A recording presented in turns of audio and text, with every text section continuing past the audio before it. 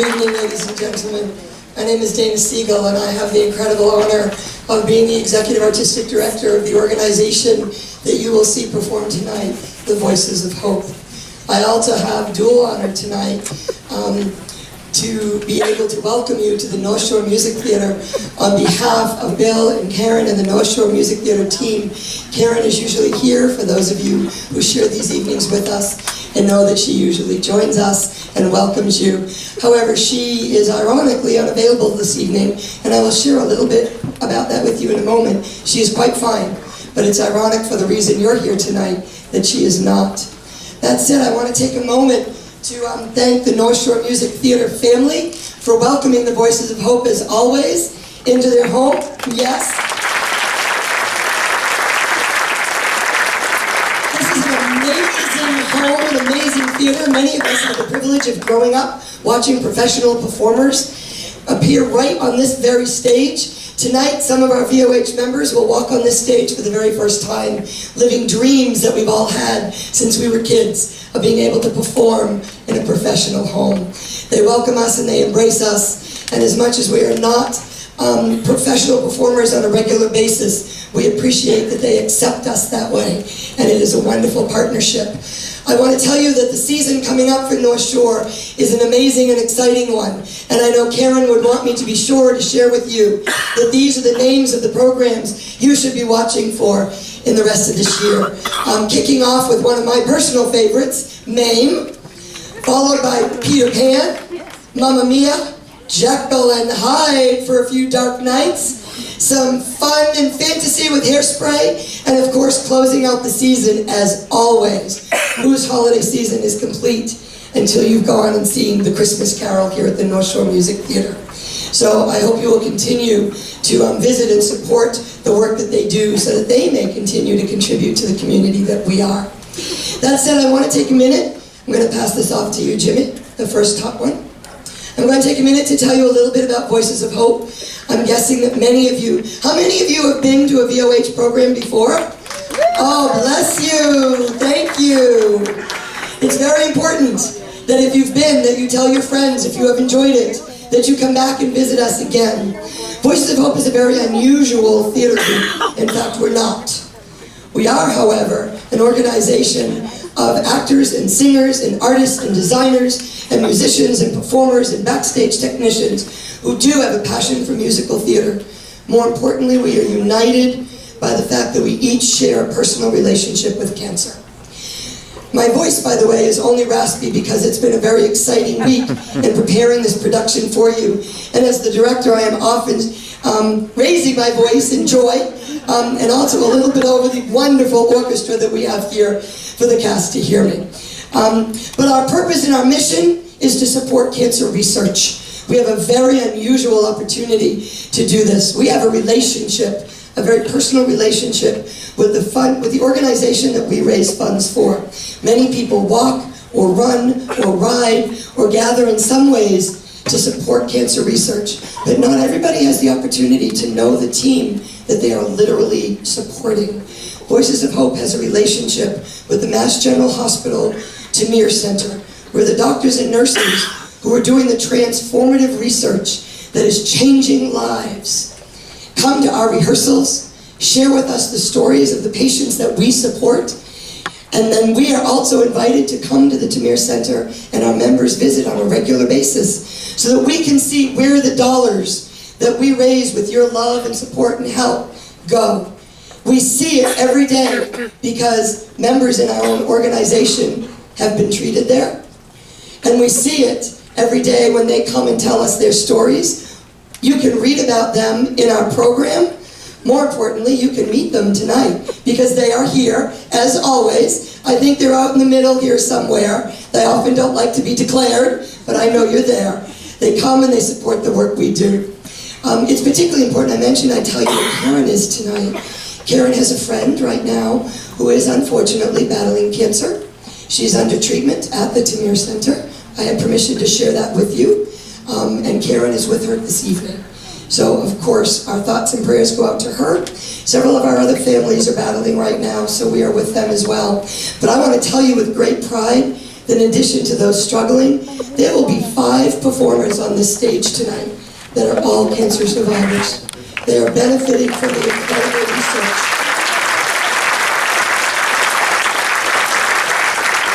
There are another 7 working backstage. Right now, cancer research is changing lives. No longer is it necessarily a dark, dark story.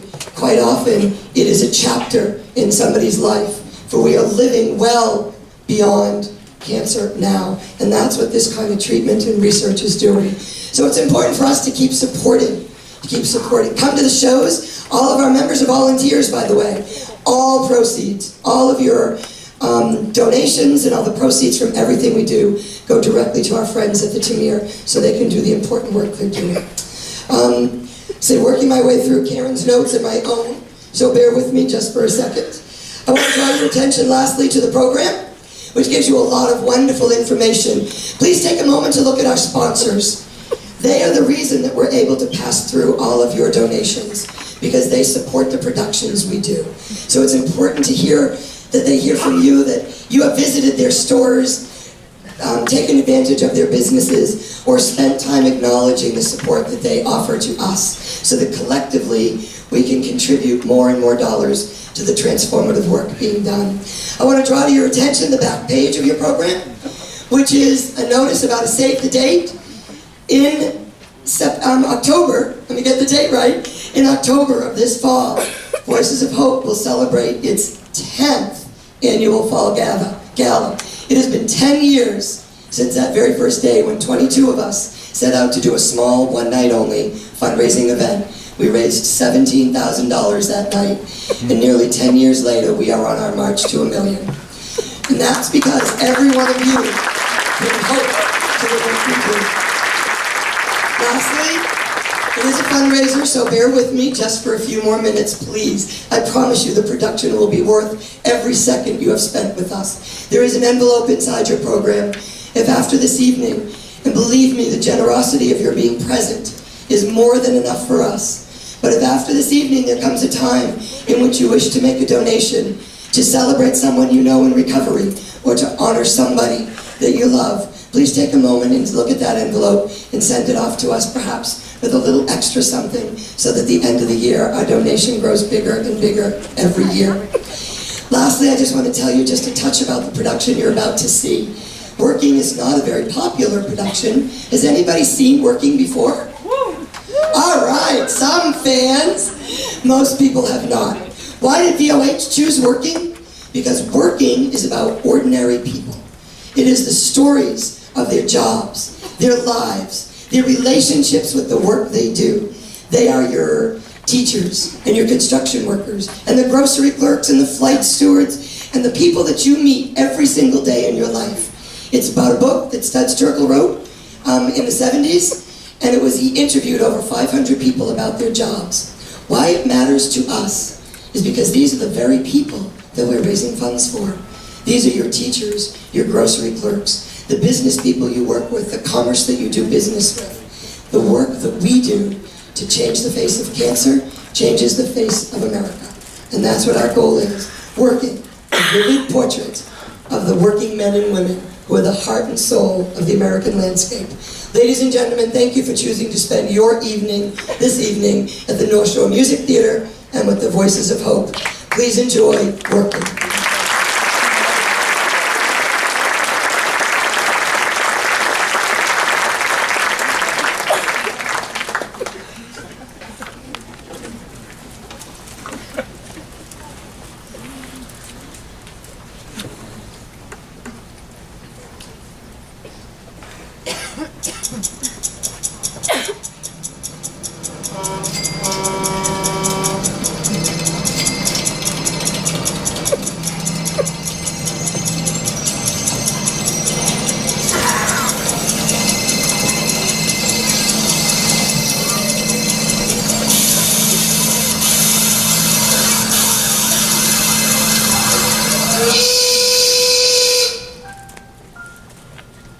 Look for the union label.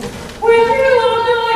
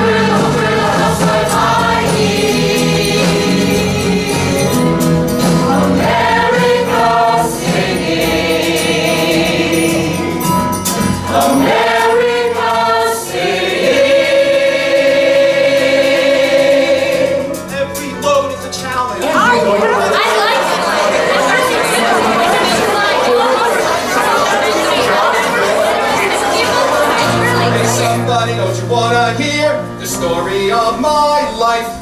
One of them movie companies, TV documentaries. Won't you come and ask me, please? And pay me $1 million to tell you what I do at the store. 'Cause if you pay me $1 million, I wouldn't gotta go and do it no more. 1, 2, 3, 4. Just like the sunset, all the big long days. Everybody now know that song. Working for a living the whole day long, all the big long days.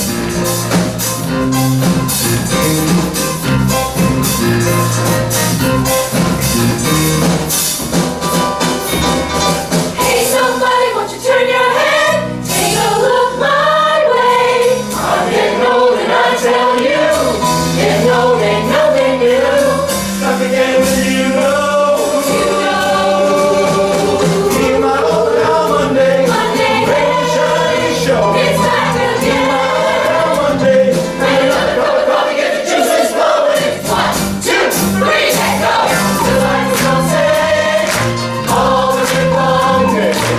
Everybody gonna know that song. Work for a living the whole day long, all day long. Day.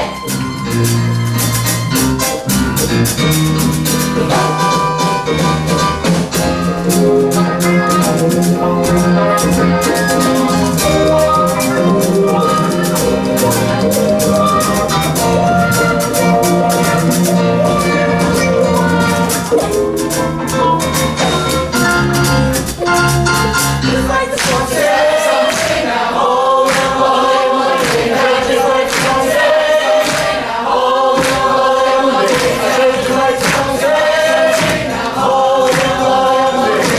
Just like the sunset, something now hold now, hold Monday. Everybody done know that song. Working at living the whole day long, all the live long.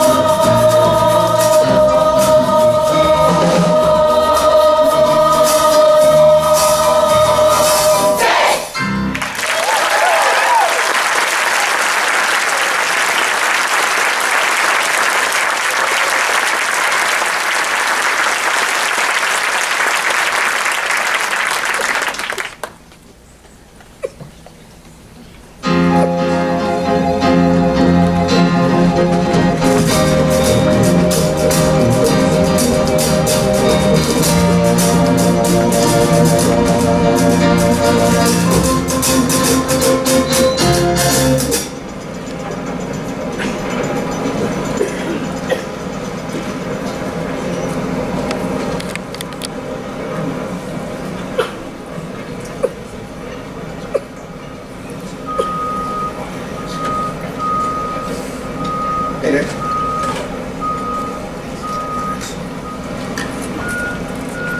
All right, thanks.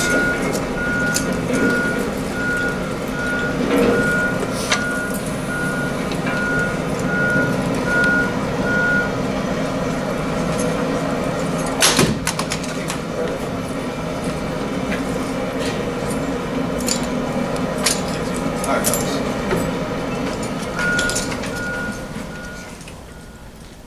Well, she's been telling me everything.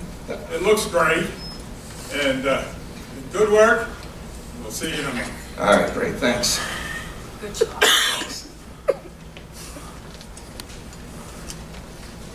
I'm a dying breed, a laborer, strictly muscle work. You pick it up, you put it down. You pick it up, you put it down, you pick it up, you put it down.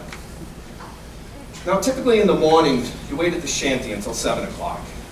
You go in at 7, you start walking your way up the ladder, you know, climbing the steel. Now, every 2 floors, you gotta plank it off.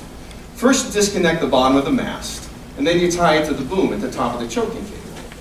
Then you do the same thing, and you pick up the other side. I started working structural steel when I was 18 years old. I've worked on towers probably 1,000 feet high. Now, most people are afraid of heights like that. So automatically, every iron worker, he's got an ego. You're doing something and somebody else can't. And you get to wear a tool belt. Hey, when you're a kid, 18 years old, and you get those wrenches in like a holster, you're like a cowboy. But I always knew that I was going to be an iron worker. My older brothers were iron workers, my father was an iron worker, so it was a natural course of events. Now my father wasn't very happy I didn't go to college. We had a college kid at work this summer. One day he sees a book in my back pocket and he was amazed. He says to me, "You read?" It's that kind of non-recognition by other people that gets you. To say that a guy is just a laborer, a woman is just a waitress, bothers you sometimes. Now, some mornings, I look out over the skyline for a building that I worked on. Say, that building over there, see that building? I helped build it. And I know right now there's some guy sitting behind the wheel of this expensive car, and he's on his way to work at that building. He never thinks about me. But I think about him sometimes.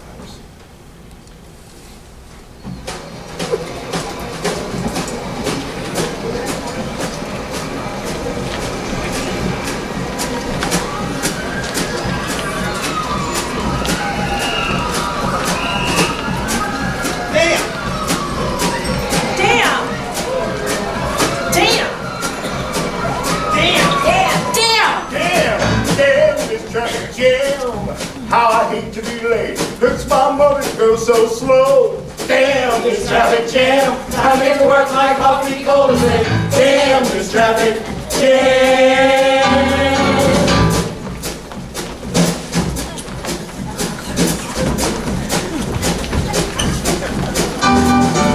Damn this traffic jam, how I hate to be late, hurts my motor to go so slow. Damn this traffic jam, time to get to work, my coffee goes in. Damn this traffic jam.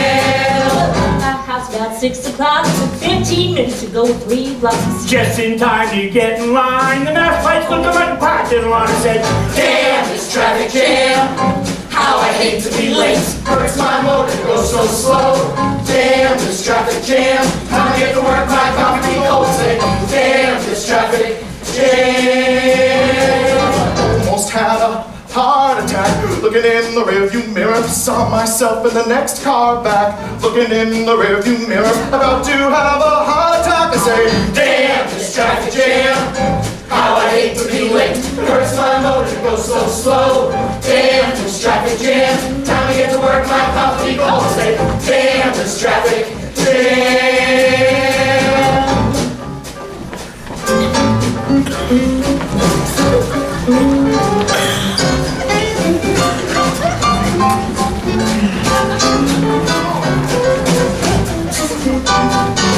Damn this traffic jam, how I hate to be late, it hurts my motor to go so slow.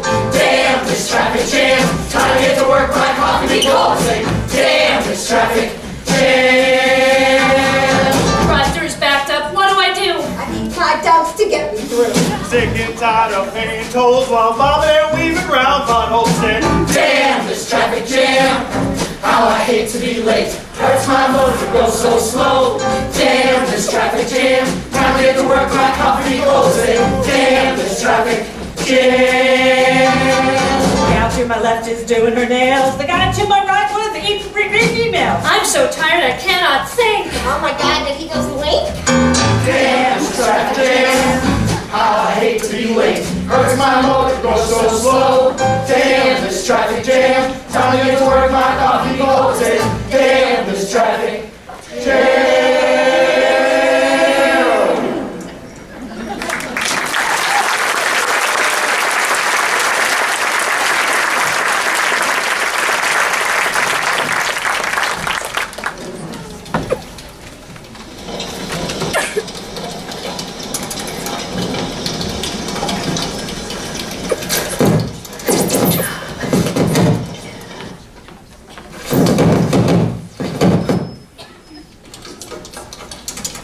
Amanda, where is that P&L report? It's on your desk. Why is it not in my hand? I'm a project manager. I get to work at 7:30 a.m. and I work till 8 p.m. In between my meetings, I answer messages and emails and try to avoid my boss. Everybody has a boss. Sometimes you have an okay boss, but sometimes you have a Satan boss. He's not right behind me, is he? Oh, phew. I wish these walls were just a little bit higher. I've been in a lot of different cubicles. I've been in high wall cubes. I've been in half-height cubes. Hey, listen, the way things are these days, I'm just lucky to be in any cubicle at all. I have friends who would do almost anything for this job, for any job. I painted the walls of my cubicle with posters. I bring in fresh flowers and my favorite ceramic lamp. These little things on the top of my computer, I call them computer gods. I guess I never realized how many decorations I actually have. But, you know, in a cubicle, little things like glow-in-the-dark skeletons can go a long way. I can see the programmer in the cubicle next to me through the reflection in the window.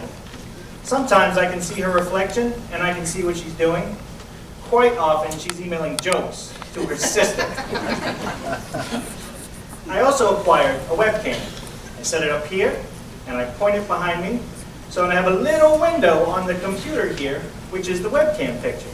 That way, if anyone walks behind me, I can see them. I like to keep to myself. I work better if they would just leave me alone more. My boss came running in and said, "Oh, I know you're overloaded, but I have this really urgent project that I need you to work on, and I need it in 3 weeks." This? 3 weeks? I can do this in 2 days. So I just put it on my back burner and go back to work. I grew up expecting I was going to get out of college and make $1 million. I grew up expecting somebody was just going to drop a Mercedes off at my front door. It's been quite the rude awakening. It's the first time in 4 generations that I'm worse off than my parents. Jobs are not big enough for people. When you ask someone who they are, they define themselves as their jobs. I'm a doctor. I'm a carpenter. I'm a sportscaster. When anyone asks me, I say, I'm Amanda McKinney. At certain points in time, I do things for a living. I'm a guy who likes to work. Some people enjoy tennis. I enjoy work. I enjoy being a leader. I enjoy being the guy everybody looks to.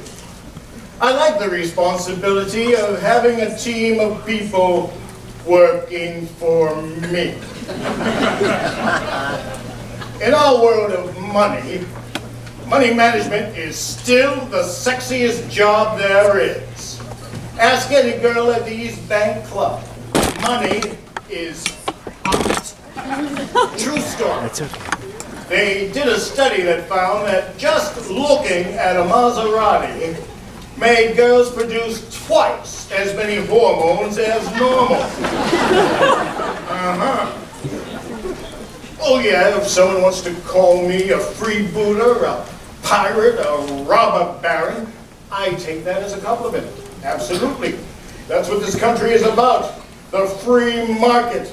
It's not perfect, but if they would leave it alone, it would sure as hell correct itself better than any regulator can. Yes, some companies will go away. Some people will lose jobs. Some people lose money. But that's just basic capitalism. Who developed America? The regulators? The SEC? Or was it the Mellons? The Rockefellers? I mean, tell me, what they did that was so bad? Rockefeller exploited some workers in the copper fields? Maybe he shot some of them? Okay, not perfect. But who benefited? There's still Standard Oil, isn't there? Mellon bank is still around. Listen, how many charities were started by these people? How many museums, theaters, national parks are here for us to enjoy thanks to the robber barons? These were the giants who built the cities, who built our country. Unless you have losers, you cannot have winners.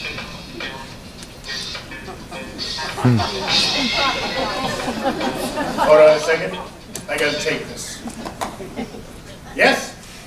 Okay. Give me 5 minutes. Look, I'm gonna have to cut this short.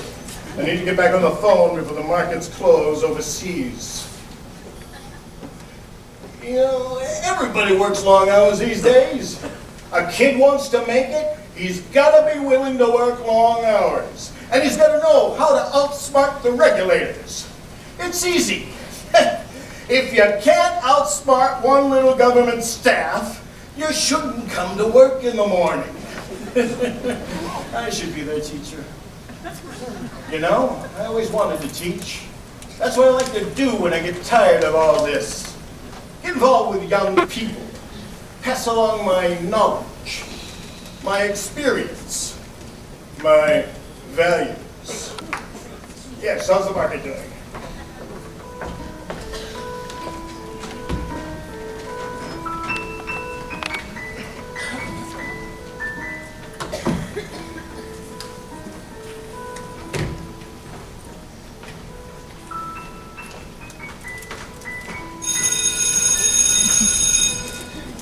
Good morning, Hernando. How are you? Good morning, Selena. How are you doing?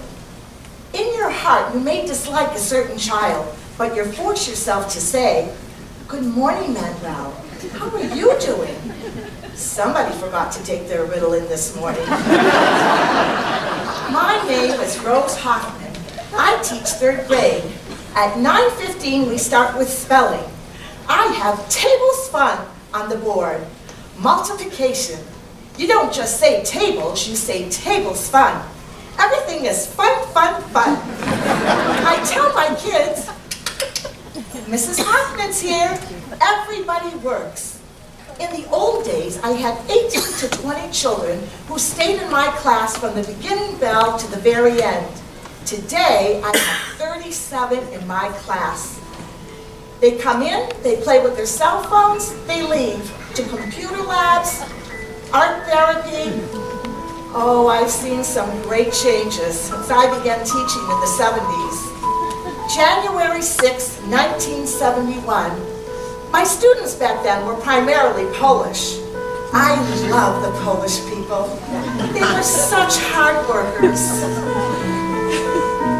My classroom was always a showcase. In those days, we did it ourselves. With colorful pictures and charts on the wall, a snowman in winter, a pumpkin in fall, and all my supplies were in neat little piles on the shelves. My children were always respectful. When the principal came, they would rise. If I had to leave for a minute or two, they always found something constructive to do, and all of them sat in their places according to size. But kids don't know how to behave anymore. Ask them to rise and they ask you what for. They draw on the walls and they sit on the floor. It's called informality now. They want me to teach in a classroom like that, but nobody ever tells me how. I liked a few things about spelling, but they learned by the time I got through. They copied the words till they knew them by heart. 10 times for the dumb ones and twice for the smart. And gold stars were given to those who made sentences too. But kids don't know how to behave anymore. Who has the time between reading and play? The time that we have, it's just not that way. It's called informality now. The way I've been teaching for 40-some years is no longer effective, or so it appears. Well, damn it! I knew it then, but what's wrong with it now? They want me to teach like the way that I did, but nobody ever tells me how.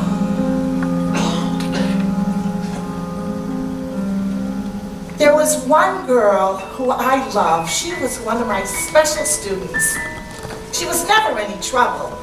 And I get together with her quite often, and she still is no trouble today. But she has the biggest smile for everyone she meets.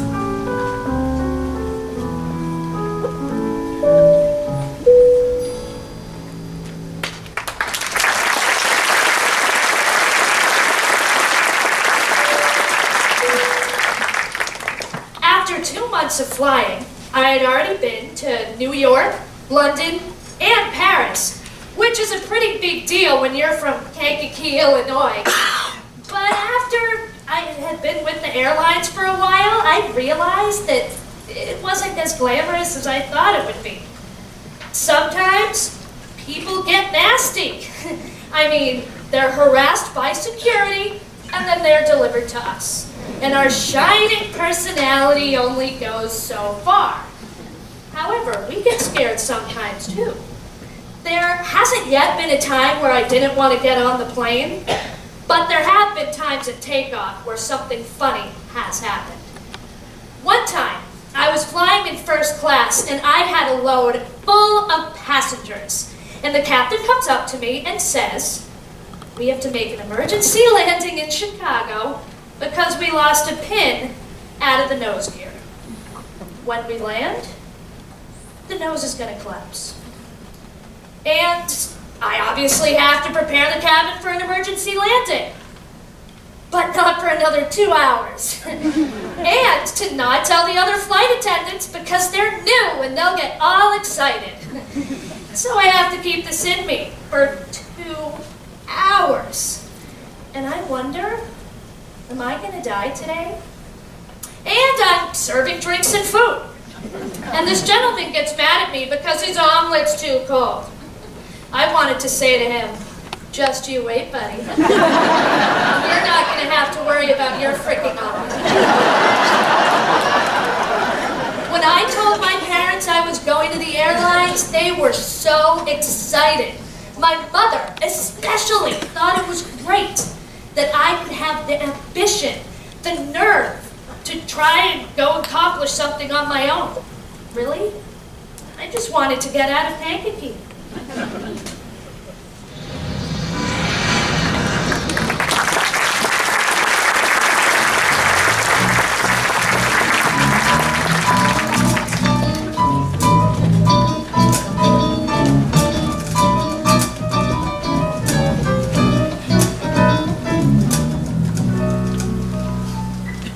If you want to have a thrill, there is no comparison, not even to a jet plane, to climbing up onto a steel truck and hitting the open road. The minute you climb into that cab, you forget about the family you just kissed goodbye, and the adrenaline starts pumping. Breaking number 9, big buddy, put your ears on for me now. Big trucker, gotta have a big laugh. So come on, brother trucker, you better come back to mama. Keep seeing double, that's a close one. I've got to roll, roll, roll, brother trucker, showing up ashamed about the shape I'm in. Roll, roll, roll, brother trucker, I'm back on my wheels again. Roll, roll, roll, brother trucker, outward bound from the south end. Roll, roll, roll, brother trucker, I'm back on my wheels again. Running out of wax, goddamn dimmed up headlights, 4 hours of sleep in the last few nights, but I'm gonna be alright. About halfway home, can't make it to a telephone. Hot as a pistol, dry as a bone. Wondering if my baby's alone. And I've got roll, roll, roll, roll the trucker. You say where and I say where. Roll, roll, roll, roll the trucker. I'm back on my wheels again. Roll, roll, roll, roll the trucker. Turn it around and do it again. Roll, roll, roll, roll the trucker. I'm back on my wheels again. You know, you're coming a week, 2 weeks, picking up the load in one port, dropping it off somewhere else. You're stuck in that truck all day long. Your only companionship are your own thoughts. And you don't want to get stuck thinking about your problems at home. So you turn up your radio, and see if you can get it up loud enough to hear over the engine. Yeah, truckers, be sure you fantasize something. Start thinking about the girl behind that voice. Start building up things in your mind. You begin to open. WVOH, the sounds of hope. Moon over New Jersey, big state police. I'm in a hurry. Won't you let me go in peace? Yeah, I'm independent. I ain't got no teams to do. Cause the FOL and the CIO still don't own the road. And the only man telling me where to go is the man who owns the road. Say where and I say where. Roll, roll, roll. Back on my wheels again. Roll, roll, roll. Back it right up and do it again. Roll, roll, roll. Back on my wheels again.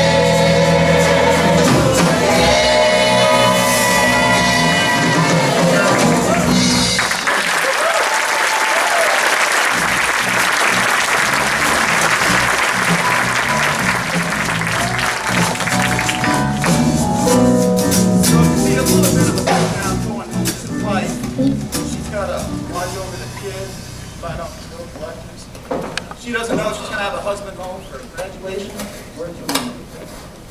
When you do get home, you're so tired, you'd rather be sleeping than going out on a Saturday night. You know, I make 2 round trips within 2 miles of Beverly and never stop home. It's easier to just keep on going. So, you call the family and let them know that you won't be there.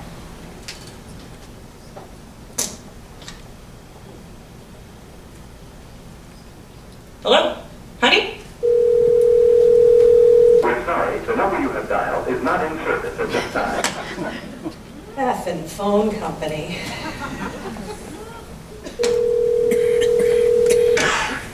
Thank you for calling Verizon Wireless. How may I help you? Yeah, I've been trying to get home, call my home, and I can't get through. I'm sorry you're having trouble.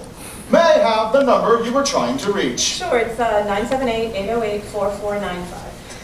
I'm sorry, all lines in that area are busy. May I suggest you hang up, wait 5 minutes, then place your call again. You think people would be more grateful to talk to a real-life human instead of some computer? Yes, sometimes you do really want to talk to them if they sound frustrated. For me, it's a temptation to say, hey, what's the matter? But I can't say any more than, I'm sorry you're having trouble. You get caught talking to a customer that's a mark against you. 3 marks and... This one woman, she said to me, she said, operator, I'm lonely. Will you talk to me? You know what I said? I said, I'm sorry, I can't. But you can't! I'm a communications person, and I can't communicate.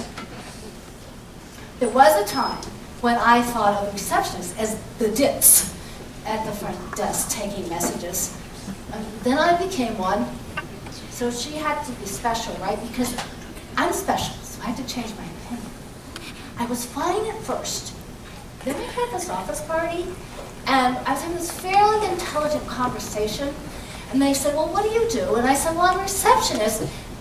And they made up an excuse and walked away. So I caught on pretty quickly, and then I made up other names for what I do. Communications control, entry management. It's strange, but you get tired from talking. My mouth gets tired from talking for 6 hours on end without even a 10-minute break. You can't think about it. You're in a room the size of a gymnasium, surrounded by people, talking to people thousands of miles away. Everyone's in a hurry to talk to somebody else, but not to talk to you. I'm tired. I'm tired the other day. I'm tired of talking. There's not a 10-minute break in the day when it's quiet. You can't think. What I do all day is I say what I have to say as quickly as I can. Sterling Weinstein and Sons, how may I direct your call? And I switch them over to whoever's going to. I've noticed people asking to slow down when I'm talking. You wouldn't believe the problems some of these people have. I hear the most absurd problems, and I'm just sitting in tears, streaming down my face because I'm trying not to laugh out loud. You know, when I first worked for A&T, you could listen in on phone conversations, and all the girls there used to do it. Well, I don't care who you are. You work nights, it was quiet. You listened. It makes the night go by faster. Well, to make the day go faster, I do drawings. Modern type things, never people.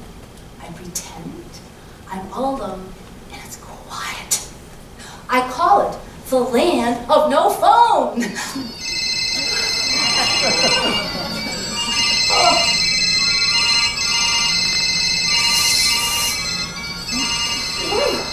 I never answer the phone at home.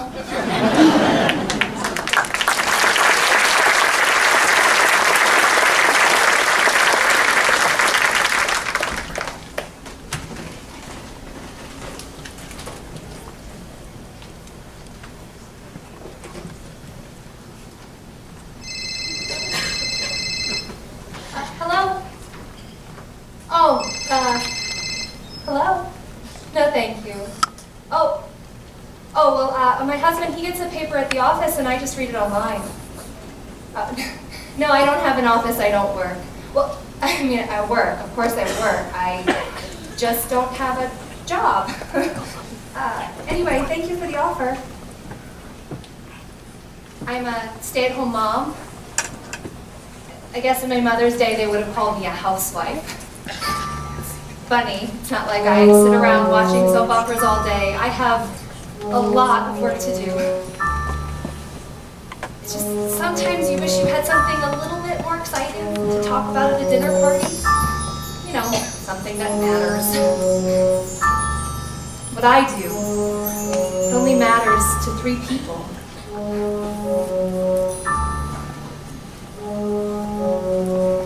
All I am is just a housewife. Nothing special, nothing great. What I do is kind of boring. If you'd rather, it can wait. All I am is someone's mother. All I am is someone's wife. All of which seems unimportant. All it is just my life.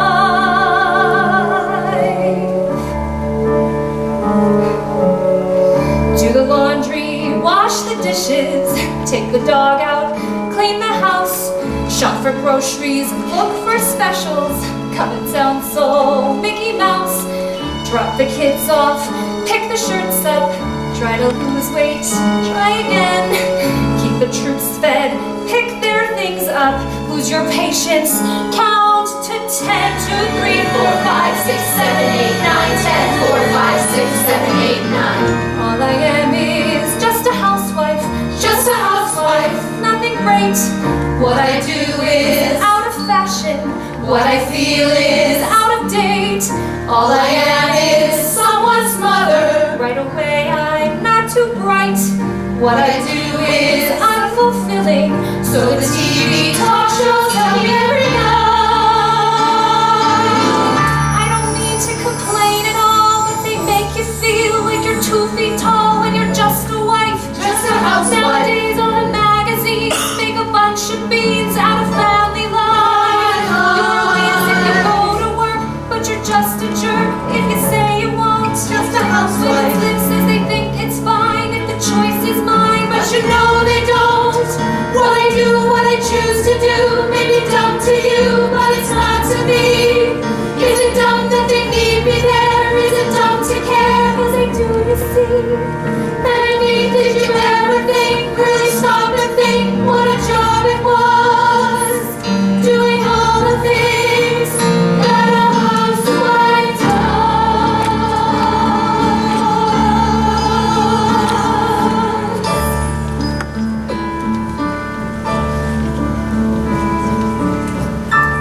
afraid it's unimpressive.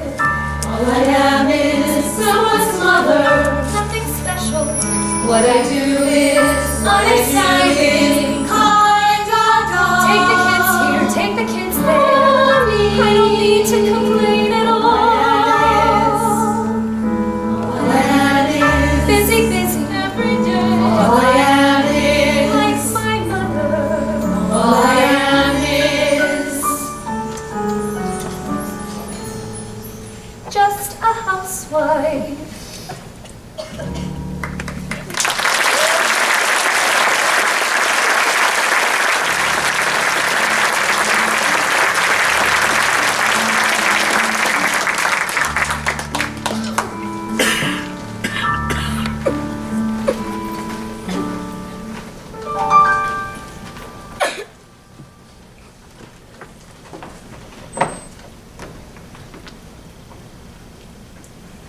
I didn't want to be just a housewife, like my mother and my sisters.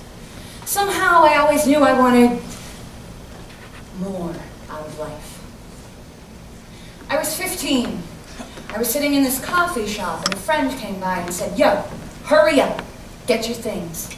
I've got a cab waiting and you can make $500 in 20 minutes. We went to this penthouse. The guy up there was quite well known, and what he wanted was quite obvious. It was barely sex. He was almost finished before we got started, and it was such a rush. I mean, there I was, doing nothing, feeling nothing. And in 20 minutes, I was going to walk out of there with $500 in my pocket. Just out of curiosity, how many people you know make $500 for 20 minutes of work? And I was still in high school.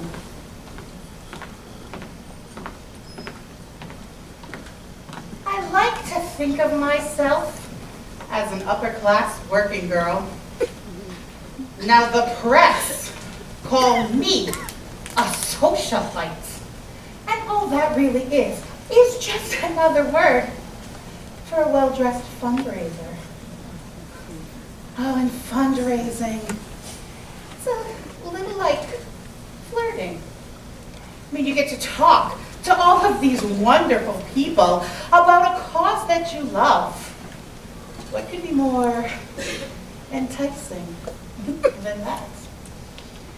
I gave a party in the 80s in Washington, D.C. for Nicaraguan refugee children. Now, it wasn't for the Contras. Oh, well, it could have been fun too. But you see, fundraising is work. It is hard to separate people from their money. It takes a certain finesse to approach a potential donor. And now I never speak of money at first. I just like to see how long I can wait before I ask for a gift. Call me a tease. It's a business transaction. Somehow I absorbed that while I was quite young.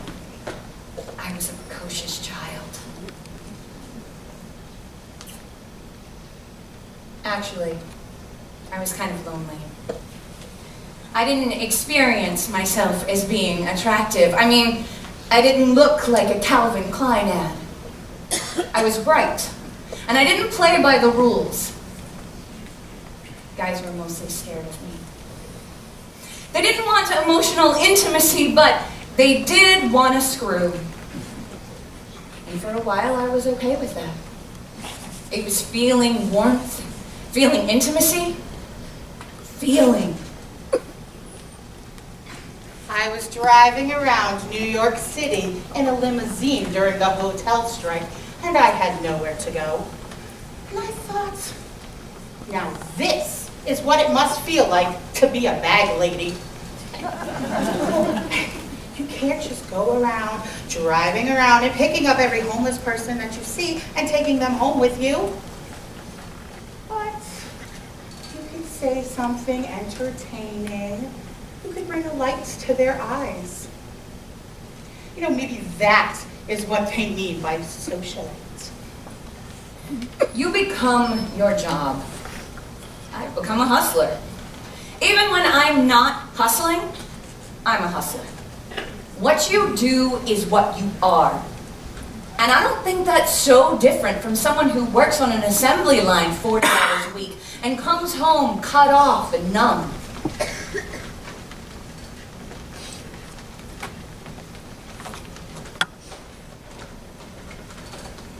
People weren't built to switch on and off like faucets.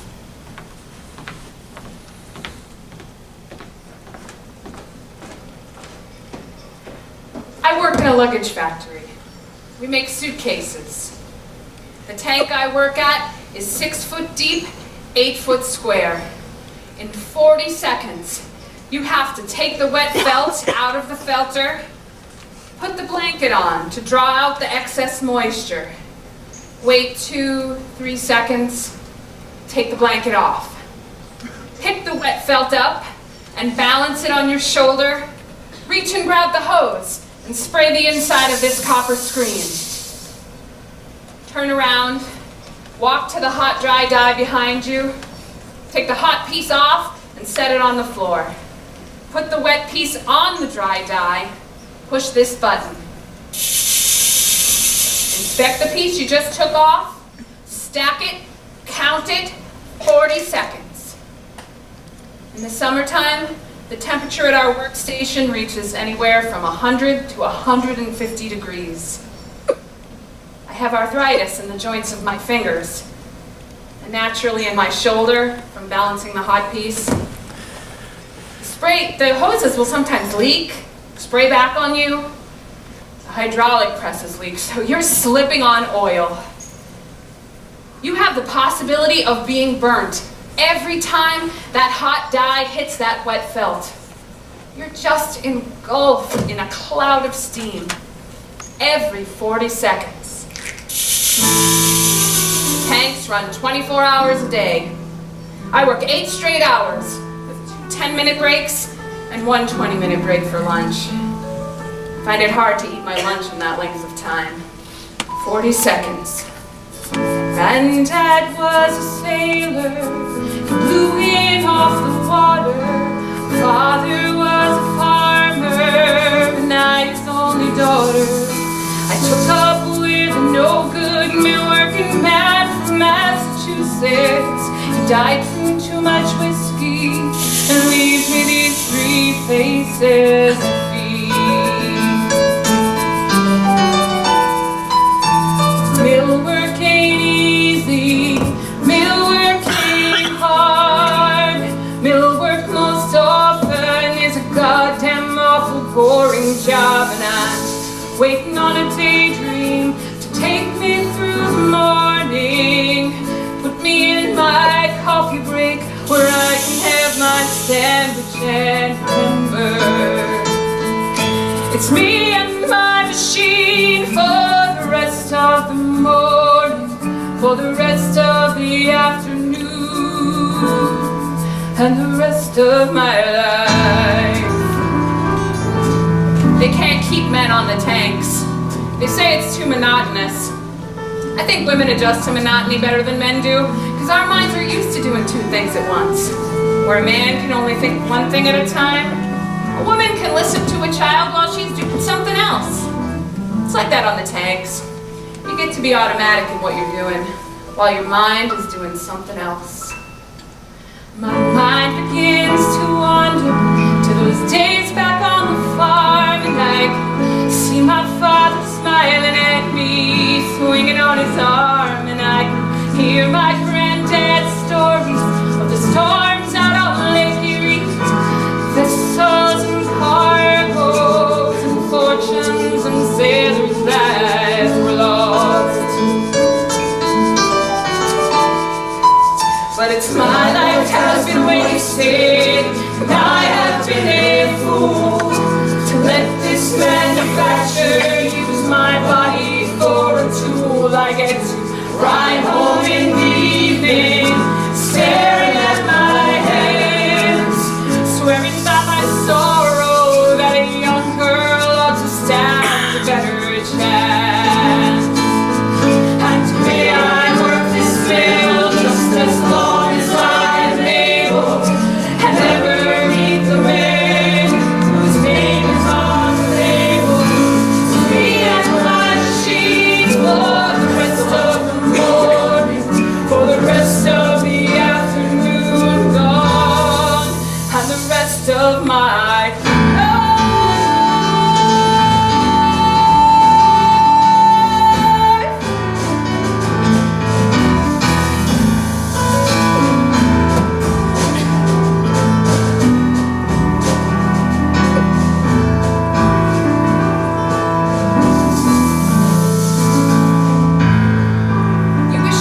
have to work at a factory. When it's all you know how to do, it's what you do.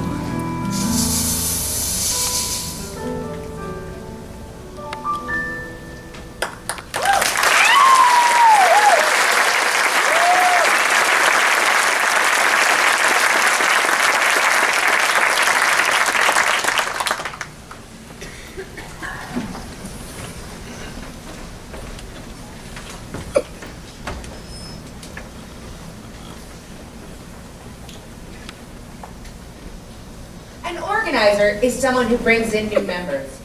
You try to build an organization in order to give the members the power to make changes. I put together a fairly solid organization of rural people in Pike County to stop Bethlehem Steel from strip mining. I had to tell people again and again that they had the stuff to get the job done, that it's possible to win. You see, most people in their guts don't really believe it. I mean, nobody believed we could stop Bethlehem Steel. But see, all people of Pike County wanted was a park, a place for their kids. And Bethlehem said, go to hell, we're not gonna give you a damn thing. So, I got together 20, 30 people who I saw as leaders, and I said, let's get that park.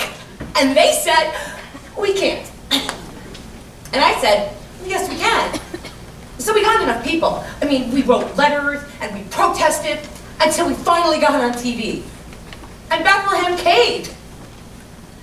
A couple months later, 4,000 people from Pike County drove up to watch as the bulldozers grazed that land to build that park. You see, most people don't think that there's a damn thing that we can do. I believe we have it within us to change things. I mean, all of recorded human history is what, 5,000 years old? And in that time, how many people made a significant difference? 20? 30? You see, the problem with history is that it's written by college professors about great people and about great men. But see, that's not what history is about. History is about all the little people, men and women, young and old, getting together and deciding that they want a better life. If I could have been what I could have been, I could have been something. I wanted to be a writer. A Major League Baseball player, own a little farm. If what I could be had been left to me, I could have been something. But then I got married. And then the kids came along. And then my dad took sick. Tower of strength, a center of power, at 12 bucks an hour. There's always a stumbling block. I was going to work for a few years, buy a car, and head west. Well, I met the wife, and that kind of changed my plans. You never know what you would have done.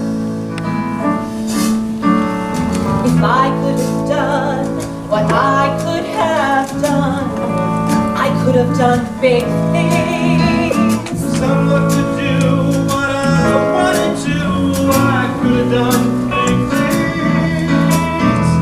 Swam a few rivers, climbed a few hills, paid all my bills. Now it's just dreams that I'm stuck with, and hell, that ain't hard to show.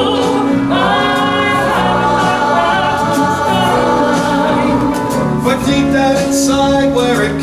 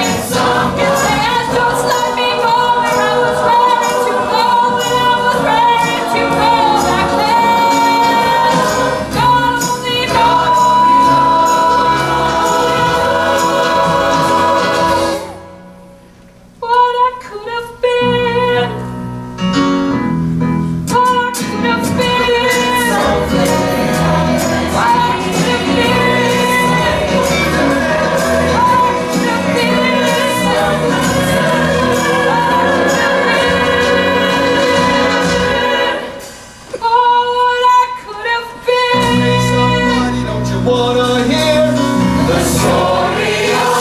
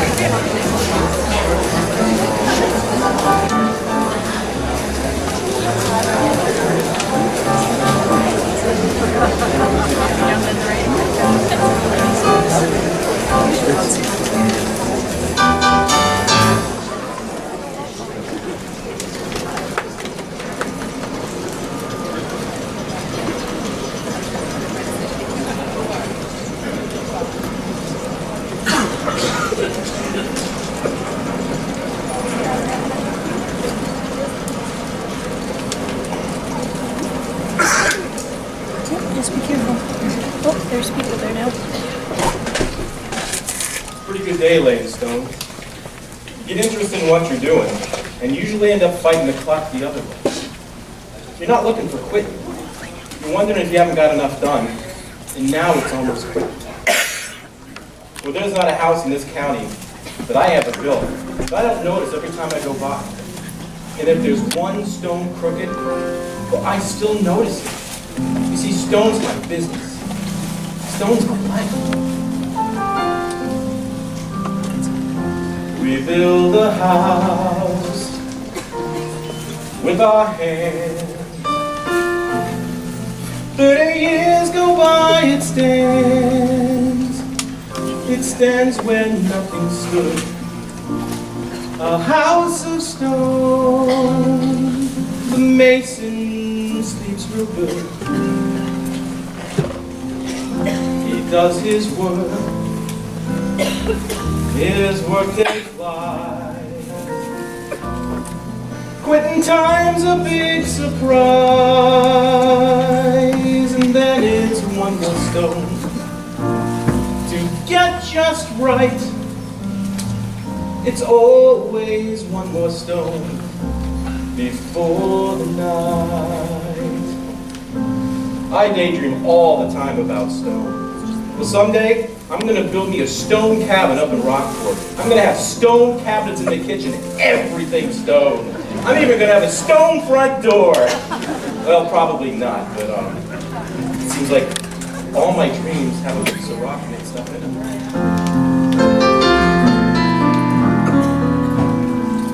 Every house he builds, every stone he lays, it's not just making money, counting off the days. He builds a house with his hands. 100 years go by, it stands. It tells you who he was. A life goes fast, but the work the mason does, it's made to last. The work the mason does. Well, nothing in this world lasts forever, but with stone, it's getting pretty close. It's made to last.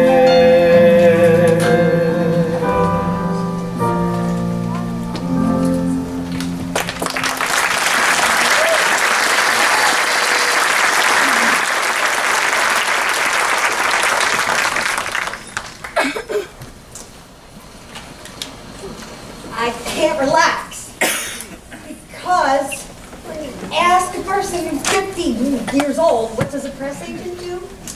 You force me to look back and see what a fakakta life I've had. My hopes, my aspirations, what I've done with them. What being a press agent does to you. What have I wound up with? Rooms full of clippings and a case of colitis. What I think has been my main problem is my inability to say no. The insistence on being at least part of everything. The fear you're going to miss something. One psychiatrist said to me, "A person with one ass can't ride two horses."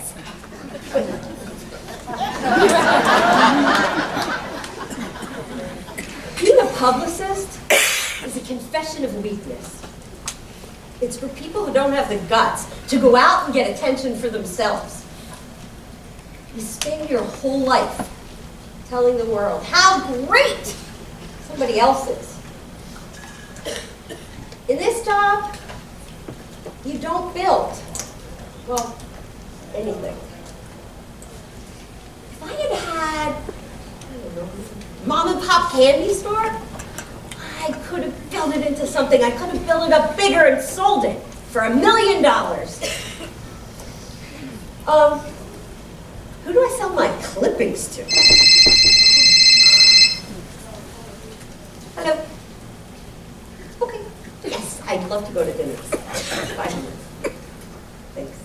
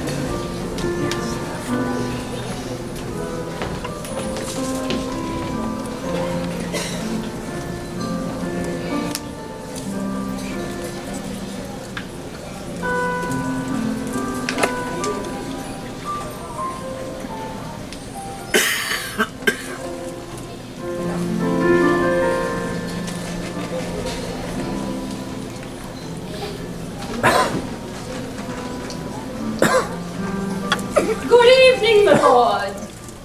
What's exciting at the bar I can offer? It would be very boring if I had to ask, would you like another cocktail over and over? So I come out different for my own enjoyment. I say, what's exciting at the bar I can offer, my lord? Or something. Maybe with cocktails, I give them a little philosophy. They have coffee, I give them political science. I have an opinion on every single subject there is. But my bosses, they don't like it. So I gotta speak sort of VOH. But if I get heated mud on, I don't give a damn. I speak like an Italian speaks. I have to be a waitress. How else can the world come to me? Everybody has to eat. Everybody has hunger. And I serve them. Oh, I give service, but I can't be servile. There is a difference. I get intoxicated with giving service. It becomes theatrical, and I feel like Mata Hari. It's so theatrical, I feel like I'm on stage. There's some that don't care when they put down a plate. There's a sound, not with me. When they move a chair, it'll scrape with a grate on the ground. Not with me. I will have my hand right when I place the glass.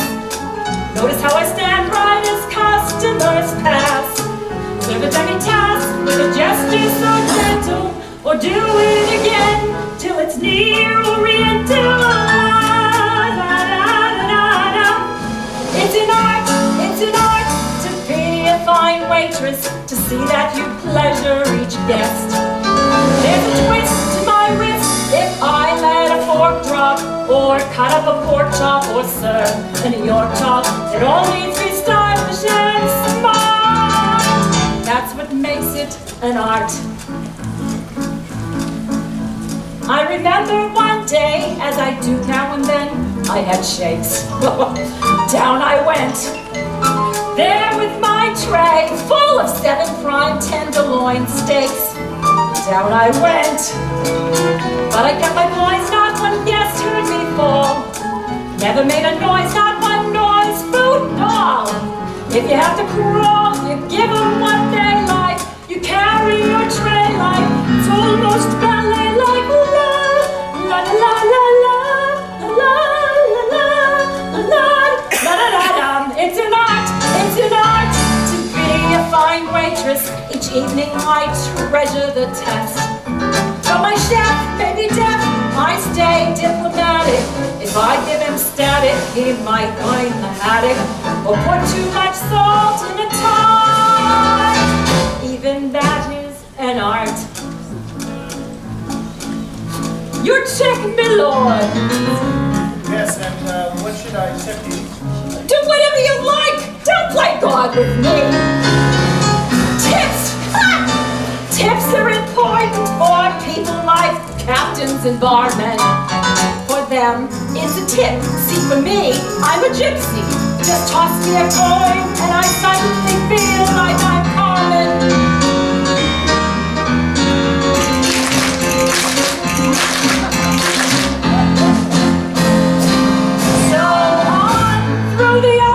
The backache, the hot sweaty feet. On you go. Through, it's your knife dull, sir, and Madam wants what with her meat. On you go. 2 a.m. approaches, the curtains descend. There among the roaches, my axe at an end. Every night I tend to find myself crying. There's no work so trying or so satisfying. I tell everybody that I'm a waitress and I'm proud. Somebody comes up to me and says, "Hey, you're terrific. How come you're just a waitress?" You know what I say to them? I say, "Why? Don't you think you deserve to be served by me?" It's an art to be a waitress. Each evening I treasure the test. So I zoom through the room with a flare. No one else has the air. No one else has, I swear. No one else has my lilt. When I say I'm a card, it gives me a glow. Every time I prove I'm a pro. Maybe I'm not quite Michelangelo. But I'm not just a waitress. I'm a wine waitress.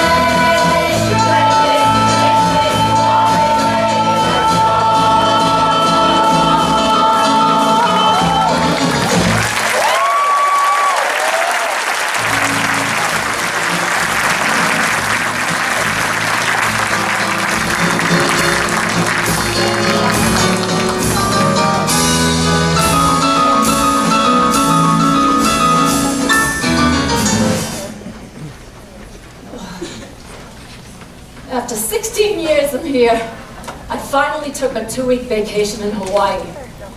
Went with my lover. My eldest daughter, she says to me, "Mom, act your age." I said, "Honey, if I were acting my age, I wouldn't be walking. Not after 16 years on this job." I worked for them for 16 years. And overnight, they laid off half of us. It's now known as Black Thursday. They said, "Clear out! Leave!" That was all. No goodbyes. One guy, he broke down and cried right there. "Why are you doing this to me? I've always done a good job. Please don't do this to me. My daughter's getting married next month. How will I face people?" And then, all of a sudden, nobody calls. Oh, you call and you try and visit with friends, but they're all busy. They have their own work to do. They just don't have time for you. It's a psychological... Oh, hell, I don't even want to get into it.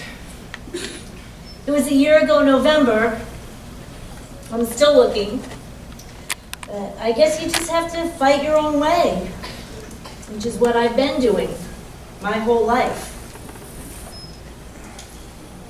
I know in this economy I should feel lucky to have a job at all. But I just wish once I knew what it felt like to not have to go to work at all.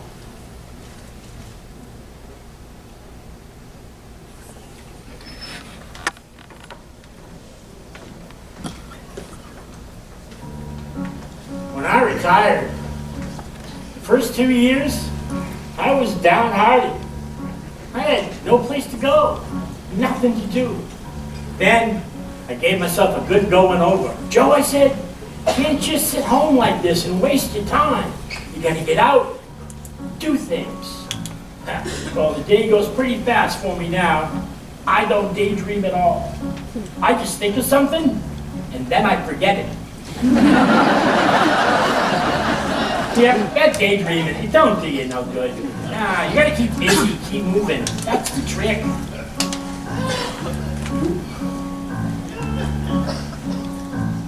You wake at 10, fold up the bed. You don't want to leave your couch open all day, that's depressing. You cook an egg, you toast some bread. You cook for yourself, you save a bundle. Besides, if you don't keep track of your money, who will, huh? You think about the day ahead. You don't go feeling sorry for yourself. It's like I said, you can sit home and be mad at the world, or you can get out and do things. You take a walk, you meet a chum. This one guy, he lives down by National Biscuit. Oh, you should see the nice aroma. You shoot the bull, you argue some, and maybe call some of the other fellows to come over and play some poker. You lose a gin until they come. This one guy, he remembers which cards you picked up. The dirty bum. But hey, getting beat at gin still better than doing nothing. You take a bus, you take a train, you go, you visit your wife's grave. On the way there, you read the Reader's Digest. It does you good to use your brain. Or maybe you go visit your cousin, you bring a six-pack along.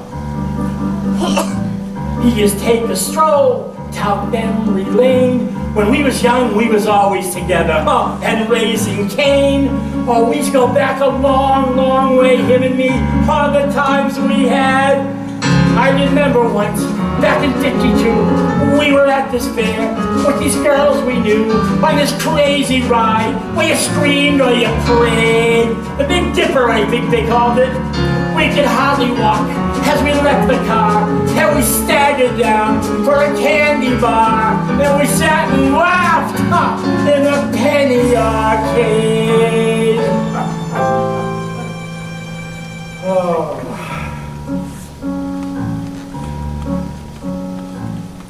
At 6 o'clock, you watch the news. Them politicians, they get you so mad, you want to throw your slippers at the set, huh? Am I right? You cook some friends, no big to-dos. Most nights you just lay around, straighten up. Maybe you call your daughter.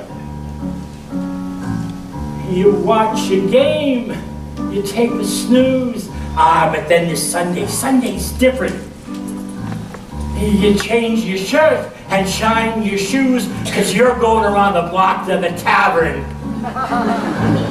You shoot some pool, you drink some beer. Now, you don't have to drink a lot to have a good time. It's 3 or 4 in an evening, that's enough. You grab a pal, you bend his ear. You see a lot of your old crowd there on Sundays, and sometimes a group of you sing the kind of songs you never hear, like Stardust or In the Mood, and then we cheer. Last Sunday we sang Till We Meet Again. Believe it or not, I once did a waltz to that tune, honest to God. It was at a dance, I was 17, and the girl was like from a magazine, and the lights were low, and I really mean low. I think a couple of my friends had something to do with that. Then I kissed her cheek as we waltzed away. I remember that like it's yesterday. Oh boy, was she surprised. I can hear her say, Joe. Joe.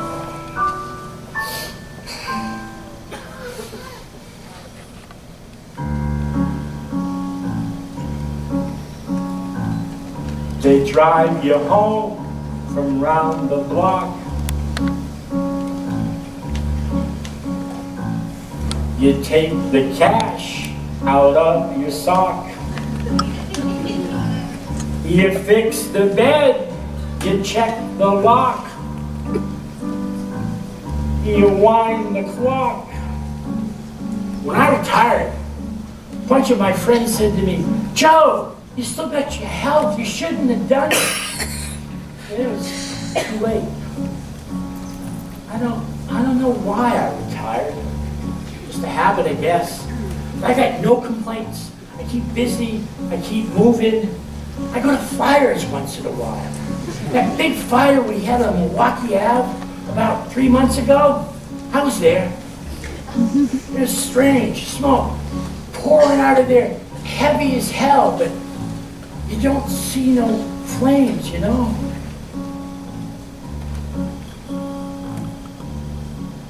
That was some fire.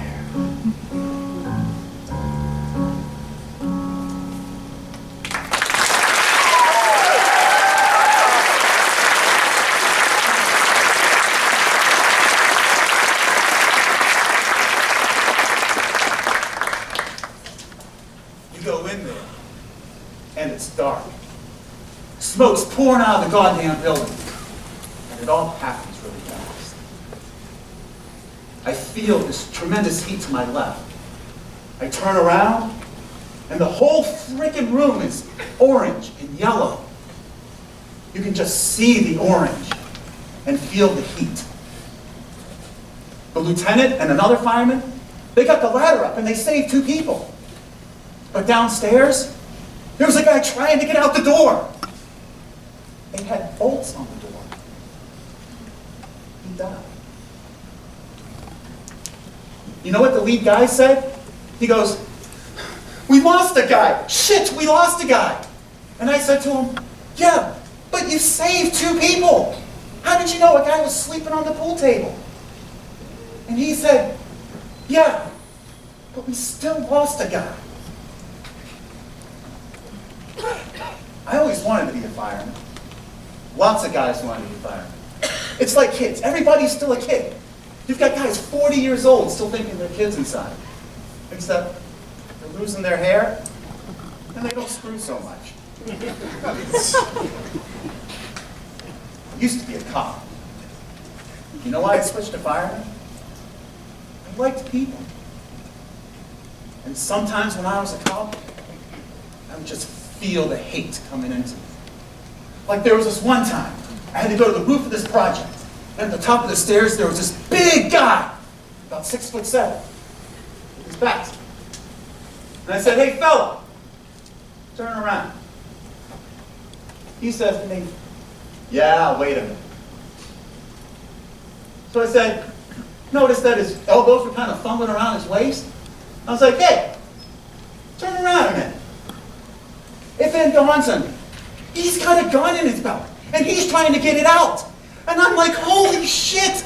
So I pull my gun, I say, "Hey asshole, turn around or I'm gonna shoot." Guy turns around, puts his hands up. So then I realize he's trying to zip up his fly. And there's a girl standing over there in the corner who I couldn't see. So you've got this guy having himself a little fun, and I don't know, most guys probably would have shot and killed him, but I was like, "Hey, you know, I could have killed you. What are you doing?" And the gun in my hand shaking, and he's shaking, and I said, Just get out of here. So I took the fireman's exam in 08, and I got called to the department in 09. You know what? The whole world's screwed up, and the country's screwed up too. But the firemen, you actually see them produce. You see them put out a fire. You see them coming out of buildings with babies in their hands. And you see them giving mouth to mouth to a guy who's dying. That's something you just can't ignore. That's real. You know, I worked in a bank once. It's just paper. You're looking at numbers all day. It's not real. But now, I can look back and say, I helped put out a fire, and I helped save somebody's life. Somebody grew old because of me, and somebody was born because of me. It shows something I did on this earth.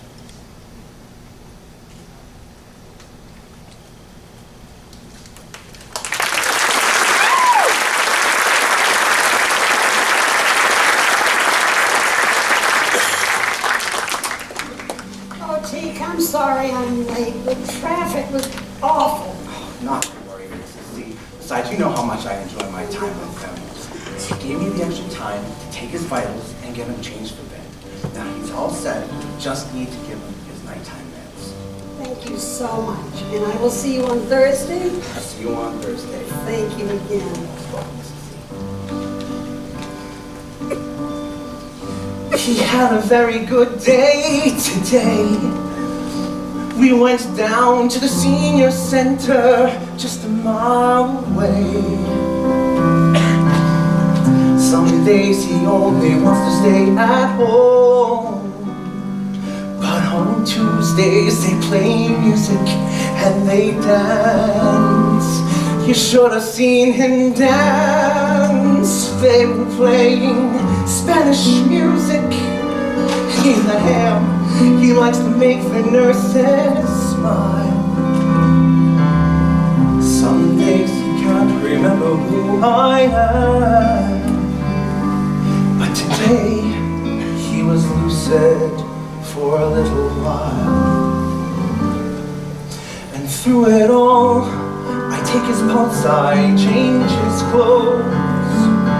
We're all his children, heaven knows. It doesn't pay much, but I get through, because I do the work that no one else will do.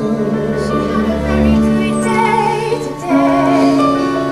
We went to a nearby park where she likes to play. She's only 5, but she can do it all. And today we took her scooter for a ride. You should have seen her glide, and I was terrified. I spent the afternoon just running by her side. The sun came down and then I brought her home. Her parents weren't late. I tuck her in each night. And they sing Mahakita, Mina Mahakita, Mahana Mahakita, till she's asleep. She says, I love you, and I love her too. While I do all the work her mother doesn't do. I have a family of my own. I have a daughter back at home. I send whatever I can spare. Singing her to sleep. It's the time to close my eyes and imagine I am there.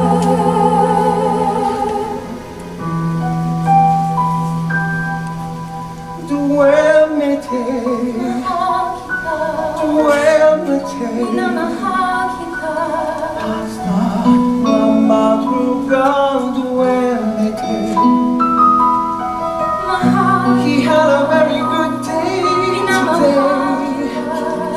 went down to see just a mile away. One day my dreams are gonna all come true. For now I do what no one wants to do. For now I do what no one wants to do.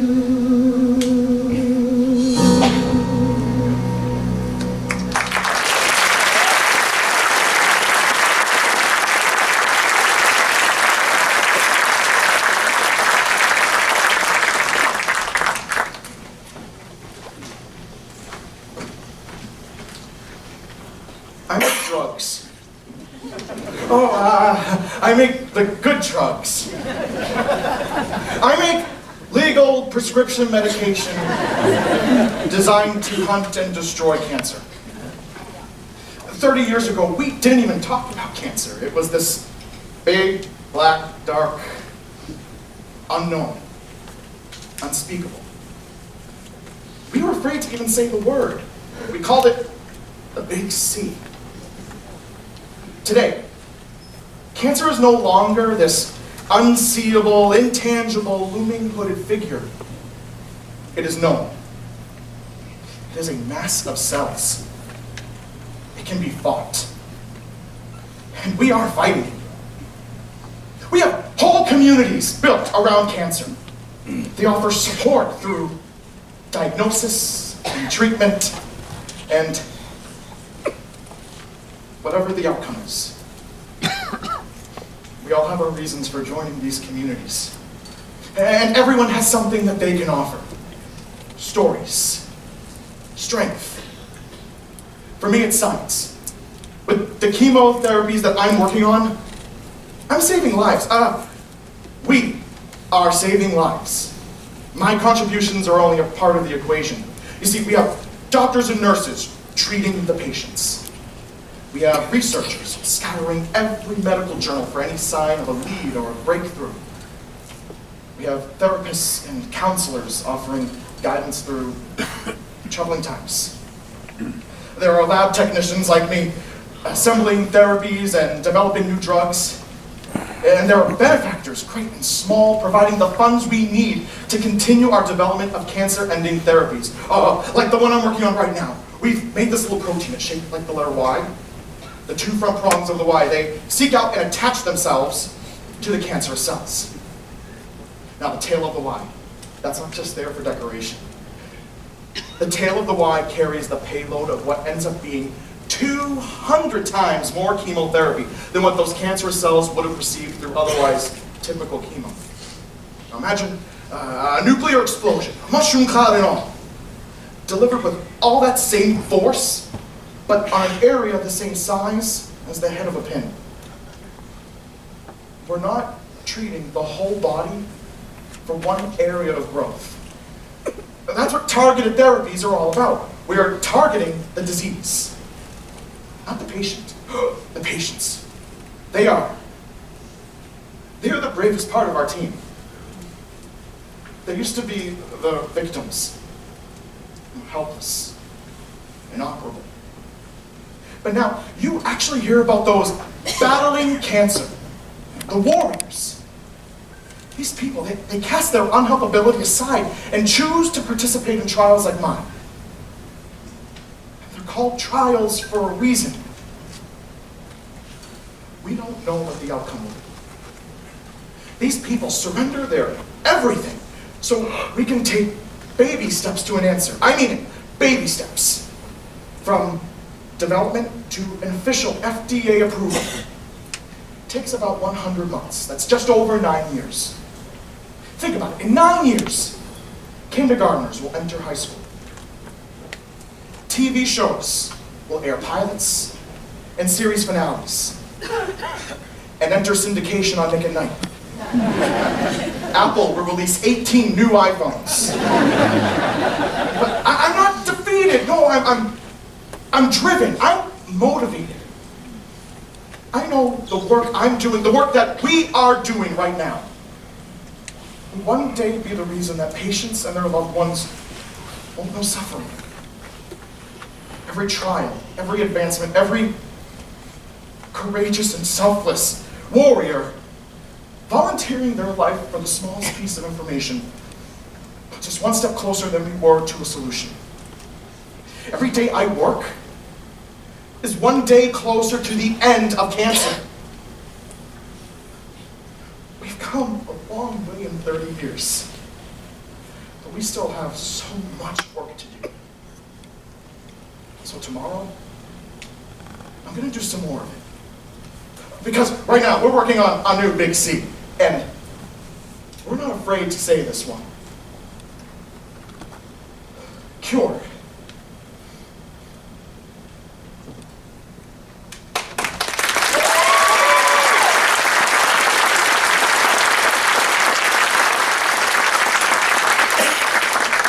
We made a little more progress today. Have a good night.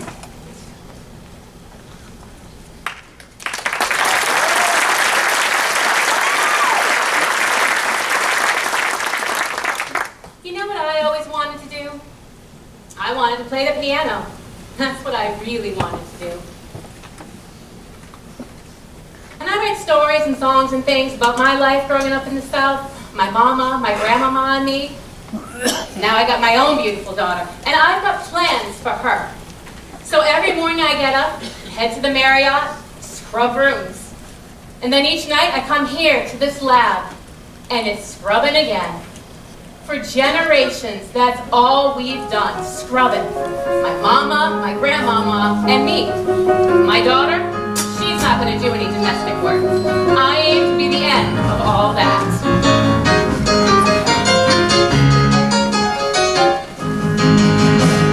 Mama was just like a mama before. Domestic working was their trade.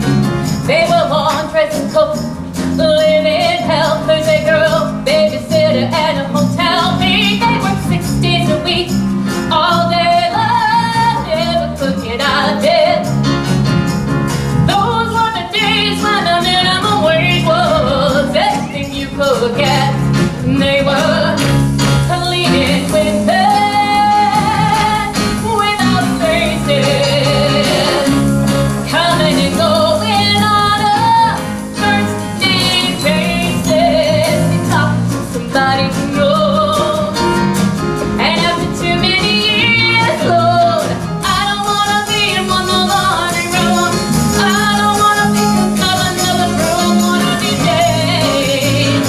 Just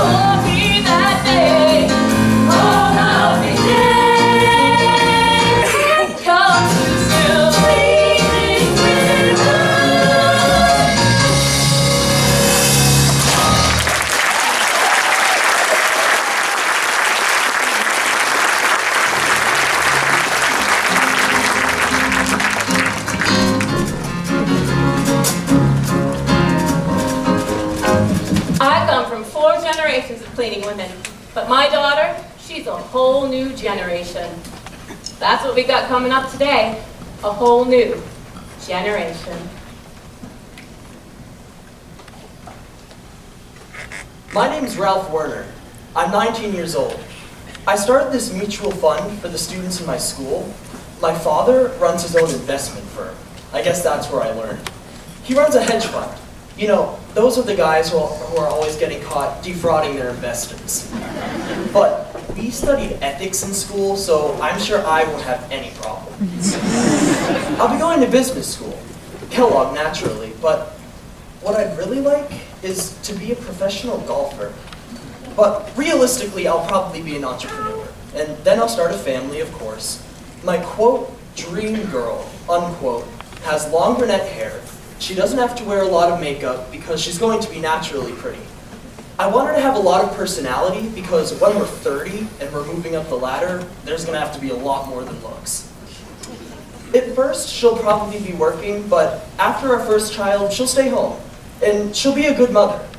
I would like 3 children, 2 boys and a girl. I would like a colonial house, possibly one leaning toward a Mediterranean style.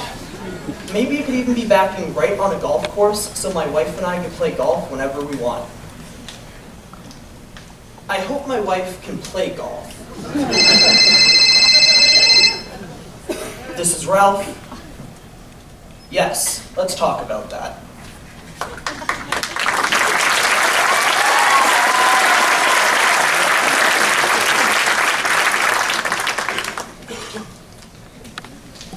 Dad! Hey, buddy, what's up? Can I have some money? Bruno's dad is taking us to the movies. Sure. Sorry, it's all I got. Thanks. Hey, where you going? Come here. Dad?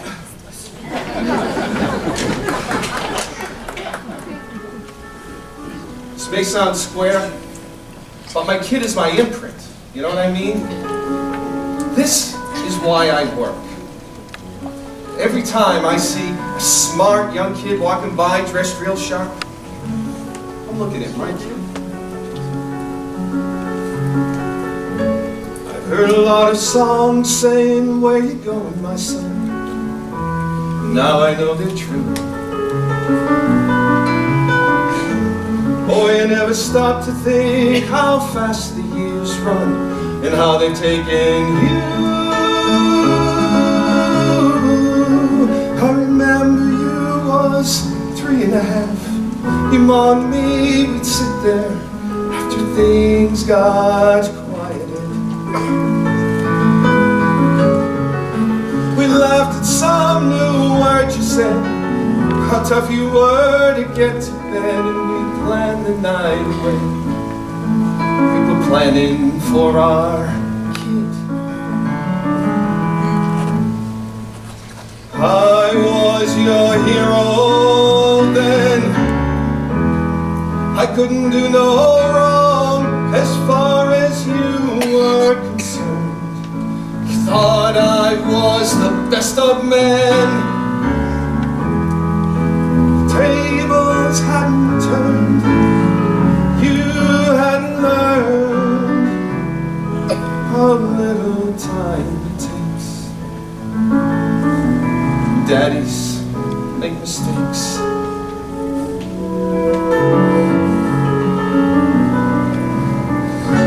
It seems to me that lately I've been thinking a lot.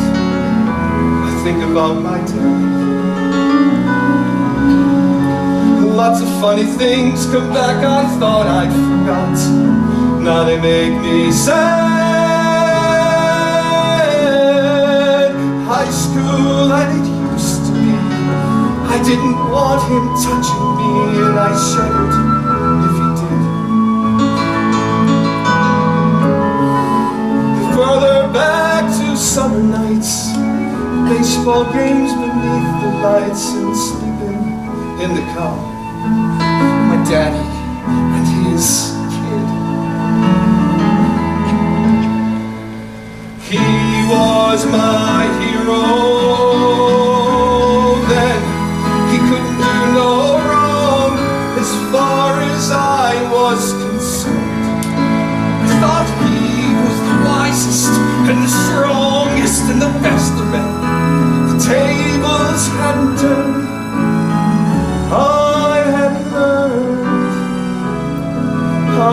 little time it takes. And everybody breaks. And daddies make mistakes. You know what I want? I want my kid to tell me that he's not going to be like me. I want him to look at me and say, Dad, you're a nice guy, but you're a freaking dummy. Well, hell yes. If you can't improve yourself, you improve your posterity. Otherwise, life just ain't worth nothing. You might as well go back to the cave and stay there. Now, I'm sure that the first caveman who went over the hill to see what was on the other side, I don't think he went there just to get out of the cave. I think he went there to get his son out of the cave. I've heard a lot of songs saying, where you going, my son? Now I know they're for real. Boy, you never stop to think how fast the years run and the days they steal. Now it seems I always knew why I do the things I do and the things I never did. Why I worked my whole damn life so as I could give a better life than the one my dad could give me. I give it to my kid.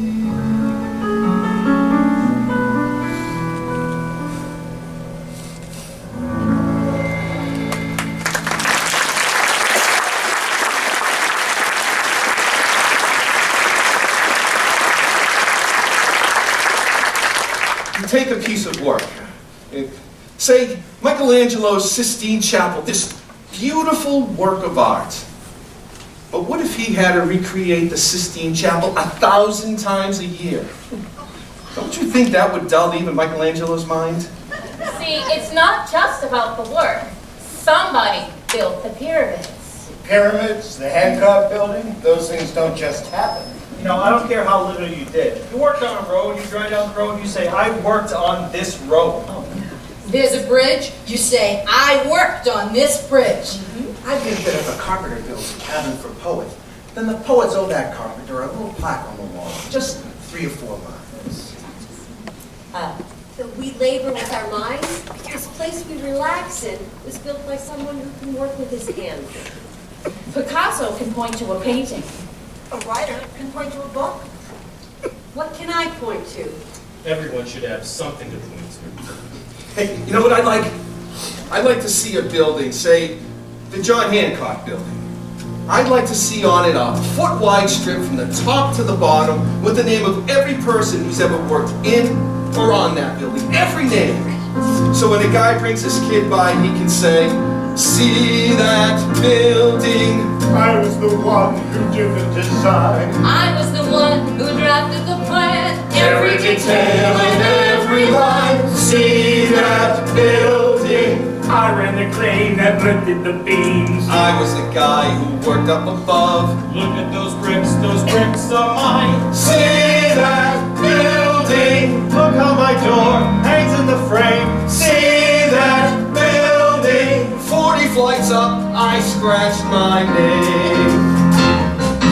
See that building? I'm on the staff, I work as a guard. I clean the floors and I clean them good. People don't know my job is hard.